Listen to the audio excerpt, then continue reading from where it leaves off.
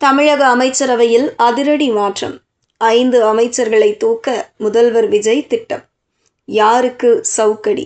தமிழக அமைச்சரவையில் மிக முக்கியமான மாற்றங்களை செய்ய முதல்வர் விஜய் திட்டமிட்டுள்ளதாக கோட்டை வட்டாரங்கள் தெரிவிக்கின்றன.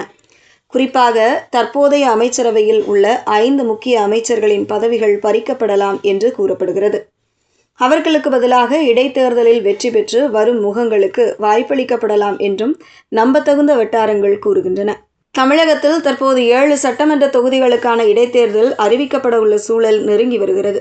முதல்வர் விஜய் தான் போட்டியிட்டு வெற்றி பெற்ற 2 தொகுதிகளில் ஒன்றை, அதாவது திருச்சிராப்பள்ளி கிழக்கு தொகுதியை முறைப்படி ராஜினாமா செய்ததாலும், அதிமுகவை சேர்ந்த 6 சட்டமன்ற உறுப்பினர்கள் தங்களது பதவிகளை ராஜினாமா செய்துவிட்டு தாவேகவில் இணைந்ததாலும் இந்த 7 இடங்கள் காலியாகின.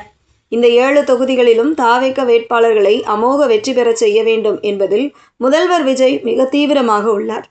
இந்த இடைத்தேர்தல் களம் தாவேக ஆட்சியின் மீதான ஆசிட் டெஸ்டாக பார்க்கப்படும் என்பதால் இதில் வெற்றி பெறும் புதிய சட்டமன்ற உறுப்பினர்களுக்கு உடனடியாக அமைச்சர் பொறுப்புகளை வழங்க விஜய் திட்டமிட்டுள்ளதாக கூறப்படுகிறது.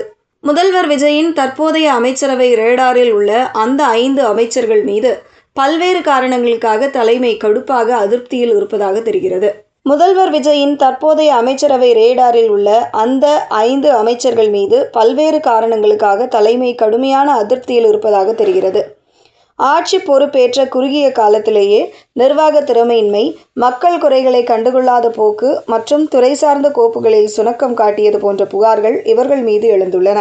இவை அனைத்திற்கும் மேலாக தூய்மையான மற்றும் நேர்மையான அரசியலை வழங்குவதாக மக்களுக்கு வாக்குறுதி அளித்து ஆட்சிக்கு வந்த தாவேக அரசுக்கு ஒரு சில அமைச்சர்கள் மீதான மறைமுக ஊழல் புகார்களும் கட்சிக்கு அவப்பெயர் ஏற்படுத்தும் வகையிலான செயல்பாடுகளும் முதல்வர் விஜயை பெரும் அதிர்ச்சிக்கும் கோபத்திற்கும் உள்ளாக்கி உள்ளதாக கூறப்படுகிறது.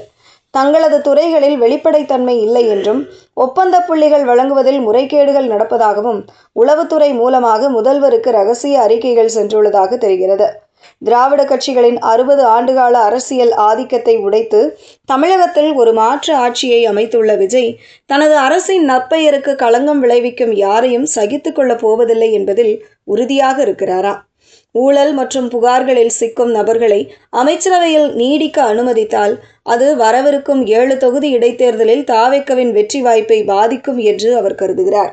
எனவே இந்த 5 அமைச்சர்களையும் எவ்வளவு விரைவில் மாற்ற முடியுமோ அவ்வளவு விரைவில் பதவியிலிருந்து நீக்கிவிட்டு இடைத்தேர்தல் முடிந்த கையோடு அமைச்சரவையை முழுமையாக மாற்றியமைக்க கோட்டையில் ரகசிய ஆலோசனைகள் தற்போதே தொடங்கிவிட்டன. விஜய் எடுக்கப் போகும் இந்த அதிரடி நடவடிக்கை தமிழக அரசியலில் பெரும் பரபரப்பை ஏற்படுத்தியுள்ளது.